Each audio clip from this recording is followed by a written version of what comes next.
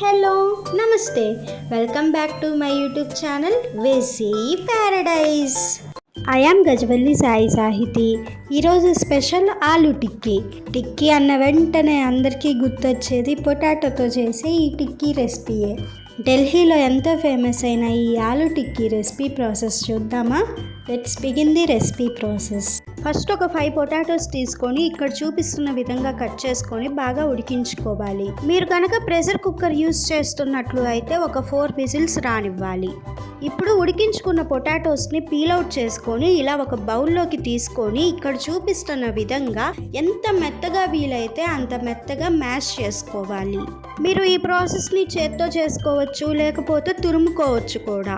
ఇలా మ్యాష్ చేసుకున్న పొటాటోస్లో మీ టేస్ట్కి తగినంత సాల్ట్, మీ స్పైస్ లెవెల్స్ని బట్టి కారం, కొద్దిగా పసుపు, 1 టీ స్పూన్ ధనియాలు జీలకర్ర కలిపి చేసిన powder, 1 teaspoon garam masala, 1/2 teaspoon chaat masala, 1 teaspoon అల్లం వెల్లుల్లి పేస్ట్, సన్నగా చాప్ చేసి ఉంచుకున్న ఒక 2 ఆనియన్స్, పెద్ద ఉల్లిపాయ అయితే 1 సరిపోతుంది. తర్వాత ఒక 3 పచ్చిమిర్చిని సన్నగా కట్ చేసుకొని యాడ్ చేసుకోవాలి.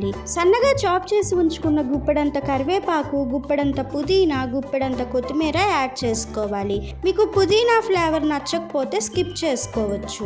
ఇప్పుడు మొత్తం బాగా కలిసే విధంగా మిక్స్ చేసుకోవాలి. మీకు ఇష్టం ఉంటే ఇందులో ఏవైనా వెజిటేబుల్స్ కూడా యాడ్ చేసుకోవచ్చు, లైక్ క్యారెట్, బీన్స్, పీస్ అలా. సో ఇక్కడ చూపిస్తున్న విధంగా పొటాటో మిక్సర్ మొత్తం ఇలా రెడీ చేసుకోవాలి.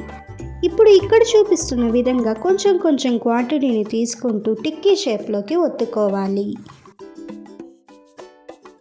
ఇలా రెడీ అయిన టిక్కీస్ అన్నిటినీ కూడా పక్కన పెట్టుకోవాలి. తర్వాత స్టవ్ మీద ఒక తవా పెట్టుకొని ఆయిల్ గ్రీస్ చేసుకొని బాగా హీట్ అయిన తర్వాత రెడీ చేసి ఉంచుకున్న టిక్కీస్ అన్నిటినీ కూడా లో టు మీడియం ఫ్లేమ్ మీద రోస్ట్ చేసుకోవాలి. అవసరమైతే పైనుంచి ఇంకొంచెం ఆయిల్ని యాడ్ చేసుకోండి. ఇలా మధ్య మధ్యలో ఫ్లిప్ చేసుకుంటూ 2 సైడ్స్ కూడా గోల్డెన్ బ్రౌన్ కలర్ వచ్చేంత వరకు రోస్ట్ చేసుకోవాలి. ఫైనల్గా ఇలా రెడీ అయిన ఆలు టిక్కీని వేడిగా సర్వ్ చేసుకుంటే చాలా టేస్టీగా ఉంటుంది. దీన్ని చాట్ లాగా చేసుకొని సర్వ్ చేసుకోవచ్చు, డైరెక్ట్గా ఇలానే సర్వ్ చేసుకోవచ్చు. ఎలా తిన్నా కూడా టేస్ట్ చాలా ఎమ్మీగా ఉంటుంది. రెసిపీ నచ్చింది కదా? అయితే ఖచ్చితంగా ట్రై చేసి చూడండి. Stay tuned for more interesting recipes. Please do watch, like, share, comment and subscribe to my YouTube channel. Thank you for watching. Bye bye.